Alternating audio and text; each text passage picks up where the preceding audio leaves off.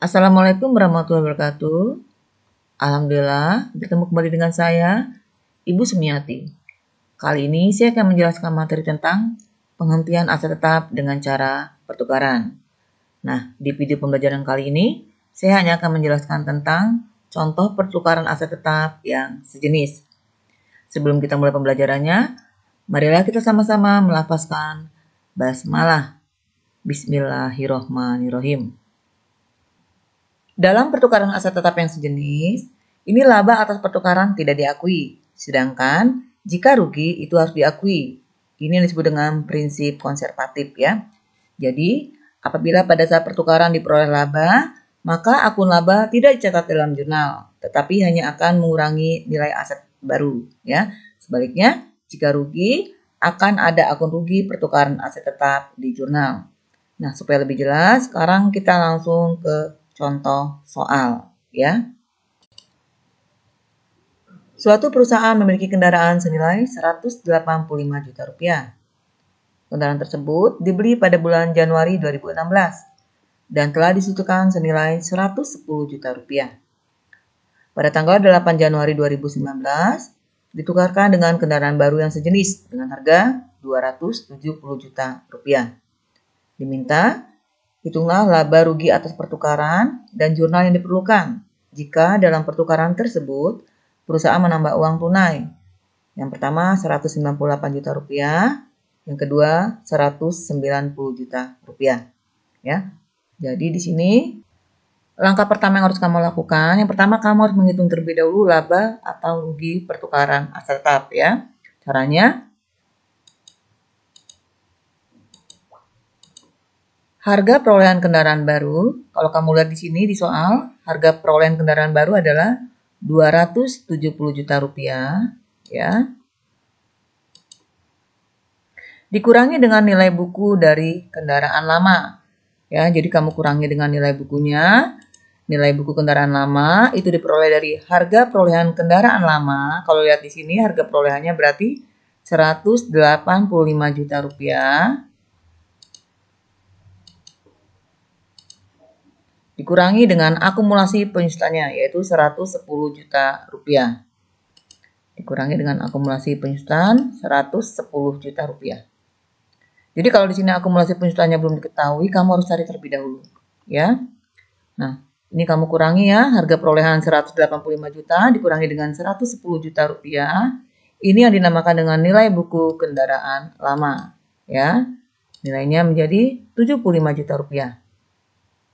Nah, harga kendaraan baru dikurangi dengan nilai buku kendaraan lama, ini yang disebut dengan selisih nilai buku atau selisih antara kendaraan baru dengan yang lama. Ada selisih senilai 195 juta rupiah. Ya. Kemudian selisih nilai buku ini ya akan dikurangi dengan penambahan uang tunai yang dilakukan oleh perusahaan ya. Jadi kalau lihat soal ini, yang pertama perusahaan menambah uang tunai senilai 198 juta rupiah ya. Jadi ada tambahan uang tunai 198 juta rupiah. Ya. Kalau kamu lihat di sini ada selisih nilai buku antara kendaraan lama dengan kendaraan baru 195 juta rupiah. Tetapi di sini perusahaan harus menambah uang senilai 198 juta rupiah.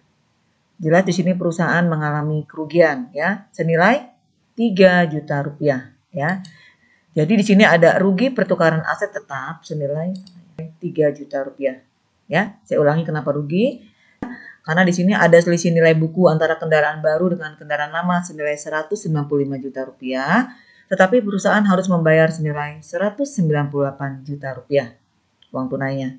Jelas di sini perusahaan mengalami kerugian yang disebut dengan rugi pertukaran aset tetap. Nah, cara pembuatan ke dalam jurnalnya. Yang pertama di sini kendaraan baru yang pasti ya. Kendaraan baru bertambah di sebelah debit senilai harga perolehan kendaraan baru 270 juta rupiah. Ya, sebesar harga perolehan kendaraan baru bisa kita lihat di sini. Atau juga bisa dari soal 270 juta rupiah di sebelah debit. Kemudian ada akumulasi penyusutan yang berkurang. Ya, senilai akumulasinya 110 juta rupiah. Ya, dari sini atau bisa juga dari soal ya. Kemudian karena rugi ada di sebelah debit. Kita catat di sini kalau rugi. Senilai 3 juta rupiah ruginya. Nah, di sini perusahaan menambah uang tunai, berarti kas perusahaan berkurang. Kas perusahaan berkurang senilai 198 juta rupiah atau uang tunai yang ditambahkan ini. Berkurang di sebelah kredit. Kas berkurang senilai 198 juta rupiah. Kemudian kendaraan lama ya berkurang karena kita tukarkan ya. Senilai harga perolehan kendaraan lama yaitu 185 juta rupiah.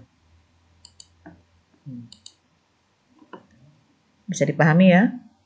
Inilah jurnal kalau misalnya di sini perusahaan menambah uang tunai 198 juta rupiah dan mengalami kerugian. Jadi di sini rugi pertukaran aset tetapnya dicatat di dalam jurnal. Bisa kamu lihat. Ada di sebelah debit. Nah, sekarang untuk contoh kedua, kalau misalnya perusahaan menambah uang tunai senilai 190 juta rupiah. Ya. Cara menghitung laba rugi pertukarannya, ya ini sama dengan yang tadi. Ya, jadi kita sudah ketemu selisih nilai buku karena sama dengan yang pertama tadi ya. Tuh, selisih nilai bukunya 155 juta. Sama saja. Kita kurangi dengan uang tunai yang dibayarkan oleh perusahaan ya. Jadi uang tunai yang dibayarkan oleh perusahaan adalah 190 juta rupiah. Nah, kalau kamu lihat di sini ada selisih nilai buku kendaraan lama dan baru senilai 195 juta rupiah. Tapi perusahaan hanya disuruh membayar 190 juta rupiah. Jelas di sini perusahaan memperoleh laba. Labanya senilai 5 juta rupiah. Nah, dan ingat, ketika kita akan mencatat ke dalam jurnal, ya, ingat, laba itu tidak dicatat dalam jurnal, tetapi hanya akan mengurangi nilai dari aset baru.